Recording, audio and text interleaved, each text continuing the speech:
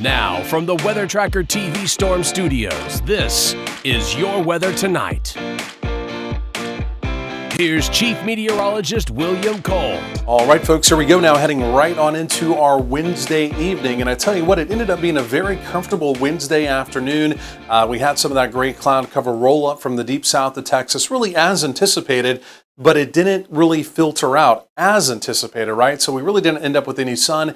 And because of that, we really put the brakes on the temperatures as we went through the afternoon. So enjoyable, again, late this afternoon, now early this evening, and really going forward in time. We're going to get a touch hotter tomorrow, but we're still tracking our next fall cold front. It's arriving just in time for the weekend.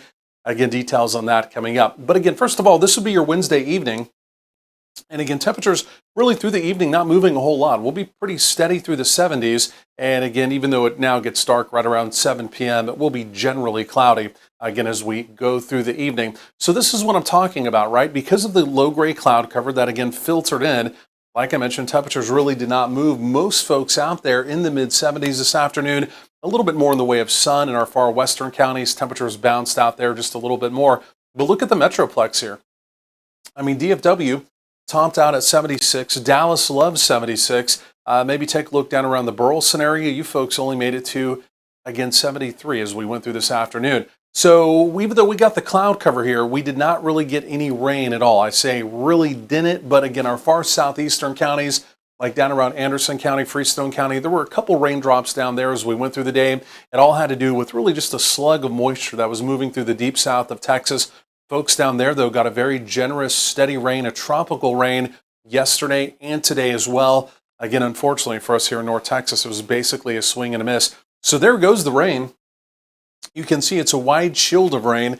Some of this has to do with some remnants, some tropical remnants coming up out of Mexico. And then also we had that little area disturbed weather, if you remember, in the Gulf as well. All that kind of merged, if you will, along the deep south coast there. And again, it's just really an ongoing rain event.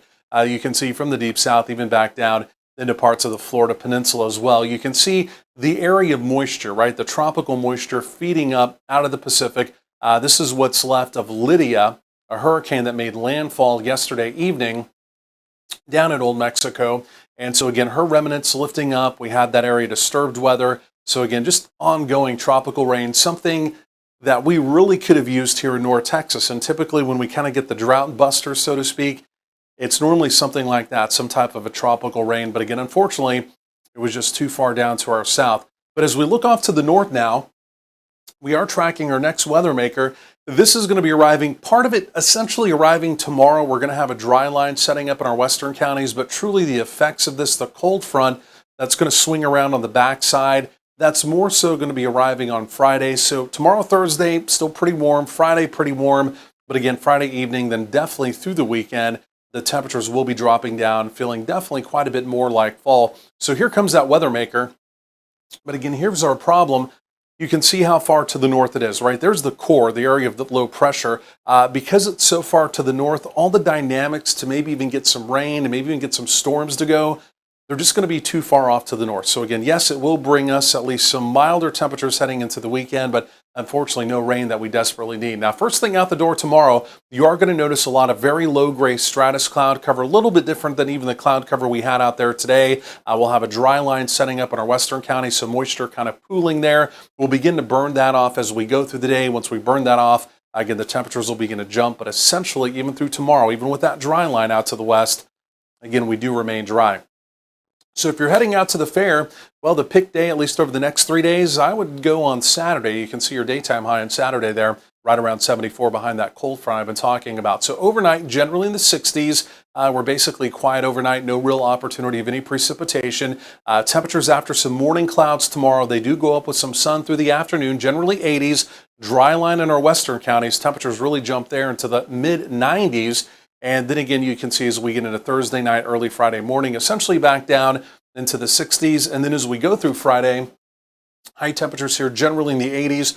But again, that cold front will be moving through. And as we get into Friday evening, those temperatures will be edging on down. That will set us up again, like I mentioned, for a really good looking weekend. Highs only in the 70s. Look at those morning lows dipping down even into the lower 50s. Maybe even a few upper 40s around the Metroplex. And then again, you can see our next opportunity of rain and storms with another cold front the following Thursday.